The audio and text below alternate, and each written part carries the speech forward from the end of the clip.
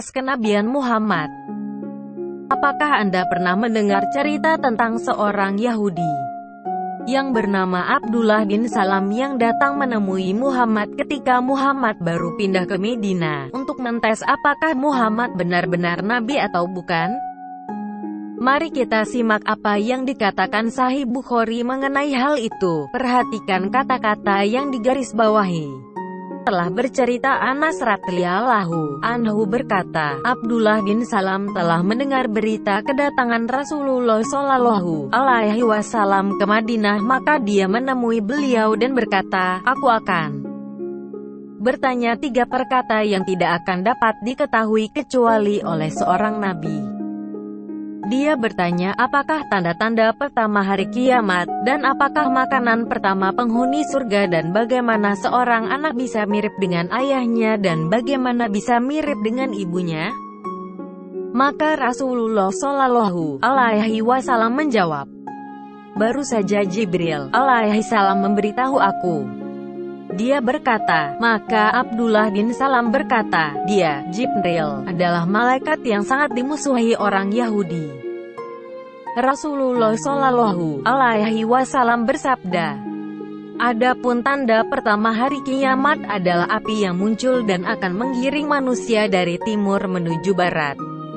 Dan adapun makanan pertama penduduk surga adalah hati ikan hiu, sedangkan kemiripan seorang anak dengan bapaknya adalah apabila sang suami mendatangi istrinya. Apabila air mani suami mendahului air mani istrinya, berarti akan lahir anak yang mirip dengan bapaknya. Sebaliknya, apabila air mani istrinya mendahului air mani suaminya, maka akan lahir anak yang mirip dengan ibunya. Maka Abdullah bin Salam berkata, aku bersaksi bahwa baginda adalah Rasulullah. Kemudian dia berkata lagi, wahai Rasulullah, orang-orang Yahudi adalah kaum yang sedemikian pembohong, menuduh jika mereka mengetahui keislamanku ini. Sebelum baginda bertanya mereka juga telah mendustaiku di sisimu. Lalu datanglah orang-orang Yahudi sedang Abdullah masuk ke dalam rumah. Rasulullah Shallallahu alaihi wasallam berkata, bagaimana tanggapan kalian mengenai laki-laki yang bernama Abdullah bin Salam di kalangan kalian? Mereka menjawab, dia adalah orang alim kami dan putra dari alim kami, dan orang kepercayaan kami putra dari orang kepercayaan kami. Kemudian Rasulullah Shallallahu alaihi wasallam berkata lagi, bagaimana pendapat kalian jika Abdullah bin Salam memeluk Islam? Mereka menjawab, semoga dia dilindungi Allah dari perbuatan itu.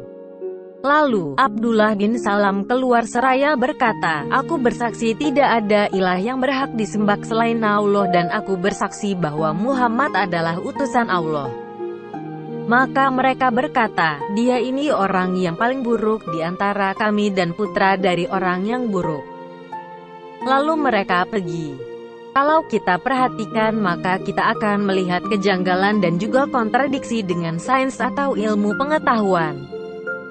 Coba perhatikan pertanyaan dari Abdullah bin Salam, aku akan bertanya 3 perkata yang tidak akan dapat diketahui kecuali oleh seorang nabi.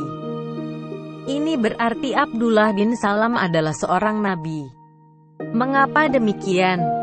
Untuk mengetahui apakah Muhammad benar-benar nabi, ini berarti Abdullah bin Salam haruslah mengetahui jawaban dari pertanyaannya. Dan karena hanya seorang nabi saja yang tahu jawabannya, maka ini berarti Abdullah bin Salam adalah juga seorang nabi.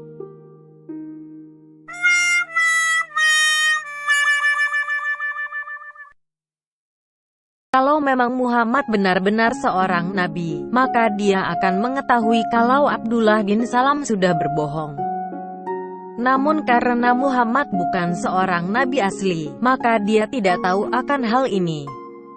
Sekarang mari kita lihat apa jawaban Muhammad terhadap pertanyaan ketiga. Baru saja Jibril alaihi salam memberitahu aku, kemiripan seorang anak dengan bapaknya adalah apabila sang suami mendatangi istrinya. Apabila air mani suami mendahului air mani istrinya, berarti akan lahir anak yang mirip dengan bapaknya. Sebaliknya apabila air mani istrinya mendahului air mani suaminya, maka akan lahir anak yang mirip dengan ibunya.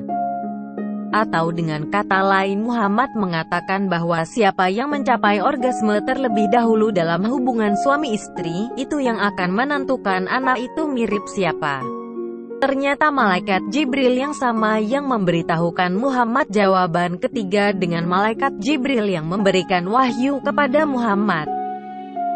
Kita semua tahu tentang bagaimana anak bisa mirip ayah atau ibunya. Kesemuanya itu berdasarkan DNA dari ayah atau ibu. Cairan yang dikeluarkan oleh seorang laki-laki memang mengandung sperma yang membawa DNA dari sang ayah. Namun cairan yang keluar dari seorang perempuan ketika dia mencapai orgasme sama sekali tidak membawa sel telur yang membawa DNA dari sang ibu. Cairan yang dikeluarkan oleh seorang perempuan hanya terdapat pada daerah vagina. Sedangkan sel telur hanya dapat dibuahi di dalam fallopian tube dalam jangka waktu yang cukup pendek, sekitar 12-24 jam setelah ovulasi. Dari cerita di atas kita bisa melihat dua kemungkinan. 1. Muhammad adalah nabi palsu.